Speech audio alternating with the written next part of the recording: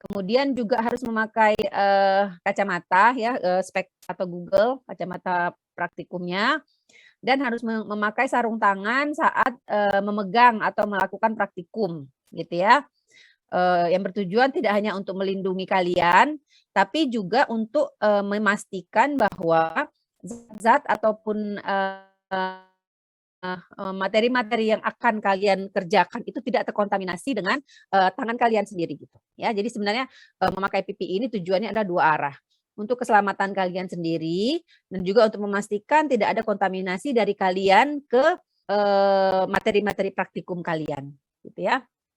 Karena kadang-kadang praktikum bisa gagal kalau terkontaminasi misalnya dengan bakteri dari mulut kita, dari tangan kita gitu ya, tergantung bagian dari praktikumnya. Oke. Nah, adapun alat dan bahannya nanti akan kalian lihat di praktikumnya sendiri.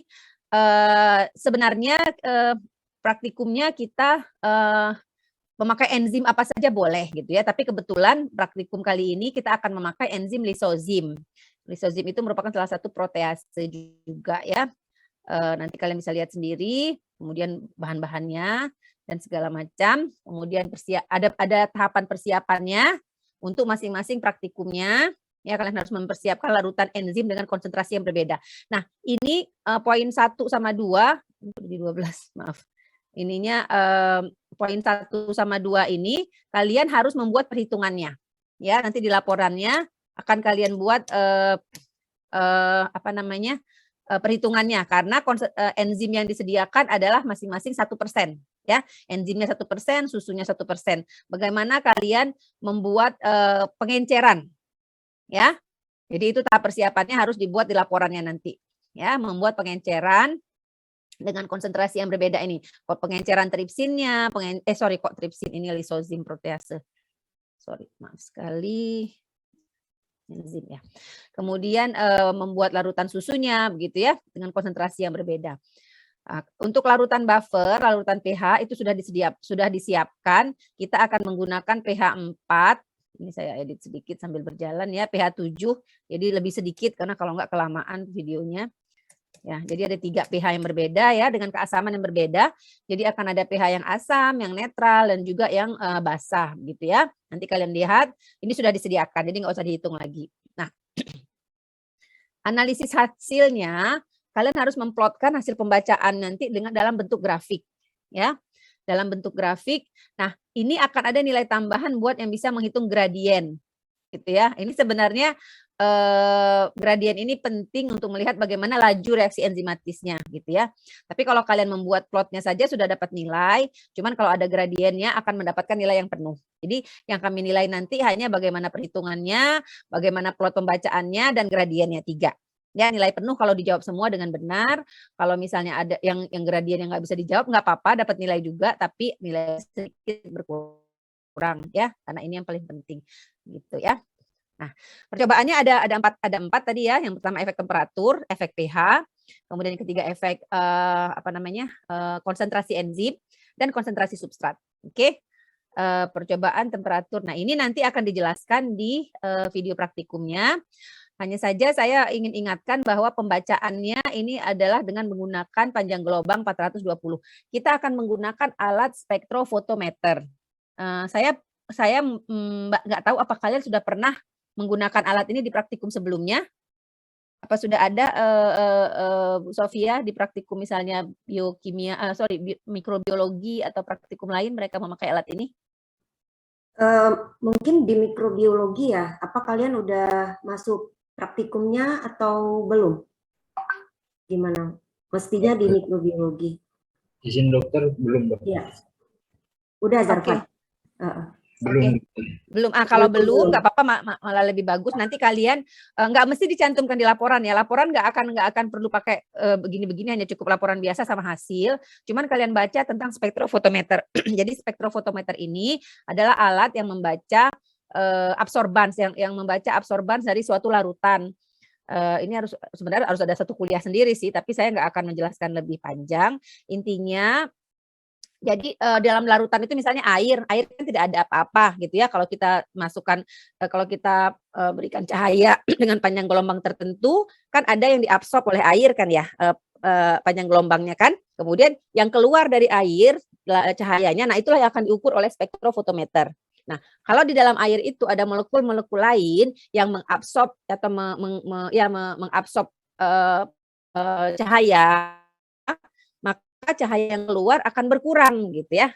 Sehingga pembacaannya akan berkurang juga gitu. Paham ya? Intinya sih seperti itu alatnya. Jadi yang dibaca adalah apa yang terkandung di dalam larutan tersebut gitu. Karena dia menghambat laju cahaya tadi. Begitu ya. Karena apapun yang di dalam larutan tadi akan mengabsorb atau ya absorbansnya akan diserap cahayanya sehingga tidak bisa diteruskan ke selanjutnya gitu ya. Jadi kalian lihat bagaimana alatnya di sana. Nah, untuk laju enzimatis biasanya kita menggunakan panjang gelombang 420 nanometer. Nanti kita akan set di mesinnya 420 nanometer. Nah, di video nanti akan ada, jadi selama 1 menit 15 detik mesin itu akan ada di video menunjukkan angka-angka. Nah, angka-angka itu yang kalian rekam. Ya. Jangan lupa begitu ditunjukkan pembacaan pertama, misalnya setelah kameranya pindah ke spektrofotometer, pembacaan pertama itu adalah 15 detik pertama. Jadi bukan 1 detik. Itu yang saya ingin kalian ingat ya. Jadi nanti akan dilihatkan ini adalah spektrofotometernya akan terus di syuting selama 1 menit 15 detik, tapi pembacaan pertama itu sudah 15 detiknya gitu. Ya, jadi pembacaan 1 sampai 15 detik tidak di syuting. Karena 1 sama 15 detik itu adalah selama kita melakukan kegiatan memindahkan enzim ke dalam tabung reaksinya. Jadi nggak bisa kita ukur. Ya, jadi tidak ada pembacaan 1 detik, tidak ada pembacaan 2 detik, tidak ada pembacaan 3 detik. Langsung pembacaan yang terlihat di video itu adalah yang pertama kali terlihat adalah 15 detik pertama. Nah, kemudian itu akan terus di-syuting selama 1 menit lebih, kalian akan ukur pakai stopwatch sendiri, gitu ya. Jadi pembacaannya nanti tergantung kalian mau ngukurnya benar atau enggak. Ya, paham? Sampai di sini paham? Ya, nanti dilihat di videonya. Nah, kemudian bagaimana prosedur praktikum ada di tabel ini masing-masing ya, tergantung apa yang kita lakukan. Misalnya untuk mengukur efek temperatur, maka di tabung itu kita akan masukkan susu skim, kemudian kita masukkan tripsin. Ya, nah susu skimnya itu kita letakkan dulu di dalam penangas air untuk dihangatkan sesuai dengan temperatur yang kita inginkan, gitu ya. Nanti baru kita masukkan tripsin, kemudian 15 detik langsung kita baca, gitu. Ya, intinya begitu. Oke. Nah, pembacaannya ada tabelnya di sini, 15 detik pertama, 30 detik, 45 detik, 1 menit, 1 menit 15 detik kalian isi gitu ya. Nanti buat apa namanya? Buat laporan kalian. Jadi baiknya file yang tadi saya kirim kalian download sambil menonton tinggal diisi gitu. Jadi nggak mesti tulis tangan lagi. Kalau mau tulis tangan juga nggak apa-apa ya. Oke. Nah, ini percobaan 2, efek pH sama, prinsipnya sama, hanya tabelnya yang berbeda ya. Tahap-tahapannya berbeda. Kalau pH kita akan tambahkan buffernya. Begitu. Oke. Kemudian yang ketiga efek konsentrasi enzim. Nah, di sini kalian harus menyiapkan 2 mili larutan enzim dengan konsentrasi yang berbeda. Tadi sudah disebutkan bahwa yang diberikan ke kalian adalah larutan enzim 1%. Jadi kalian akan melarutkan. Bagaimana melarutkannya nanti dilihat di praktikum berapa volume yang kalian harus siapkan. Pokoknya harus bisa ya. Ini karena sudah lulus masuk ke dokteran harus bisa menghitung pengenceran. Oke? Kalau nggak bisa nanti boleh ditanyakan nanti ya setelah praktikum, nggak masalah. Oke? Kemudian ikuti tabel ini bagaimana prosedurnya. Oke, lalu hasil pembacaan sama. Nah, praktikum keempat bagaimana efek konsentrasi substrat. Substrat di sini adalah susu gitu ya. Jadi susunya juga sudah diberikan ke kalian dengan konsentrasi 1%. Nah, kalian harus membuat konsentrasi yang berbeda, gitu ya. Bagaimana perhitungannya? Ya, nanti dimasukkan di laporannya. Oke, kemudian ikuti protokolnya, lalu hasil pembacaannya dimasukkan ke sini. Hanya saja ini saya lupa. Untuk praktikum ini sebentar. Tabungnya ada 5, jadi ini ada 5 ya. Sorry, saya perbaiki dulu.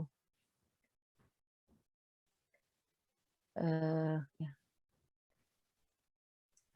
Jadi ini ada 5 tabung khusus buat praktikum, ini ada 5 tabung kan, tuh 1, 2, 3, 4, 5 ya. Jadi ada 5 yaitu dengan konsentrasi 0,2, 0,4, 0,6, 0,8 dan ada 1 yang tanpa pengenceran, yaitu yang konsentrasi 1% tadi.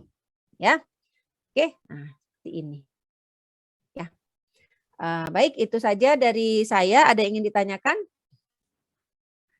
Oh, ini akan saya share yang ini ya, jangan di save yang tadi. Soalnya yang tadi ada yang belum ini sudah saya edit yang file. Ada yang ingin tanyakan adik-adik?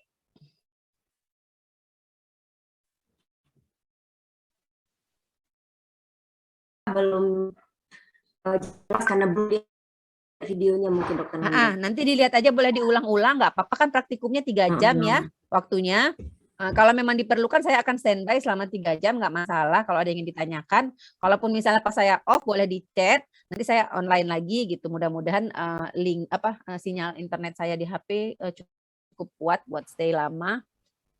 Sedikit dokter Nanda, link yang YouTube barusan dikirim ke chat di Zoom ini, apakah kita akan putarkan bersama melihat di sini bagaimana teknisnya dokter Nanda?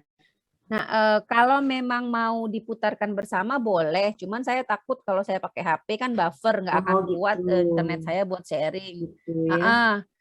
Sementara saya nggak bisa bawa pakai laptop kan sambil nyetir gitu. Jadi saran saya sih sebenarnya kalau memang gimana ya, atau misalnya ada adik-adik yang bisa sinyal internetnya kuat gitu, bisa putarin di grup masing-masing, bisa dibantu yang kira-kira pakai SPD-nya kuat. Ada Pak Dokter Dedi ini mungkin dari kantor kuat, Dokter Dedi. Enggak, Gimana sinyal di kantor? Di kantor mah kuat. Cuma bagusnya ada mahasiswa satu orang share screen. Jadi kan nanti bisa sama-sama kita lihat di sini.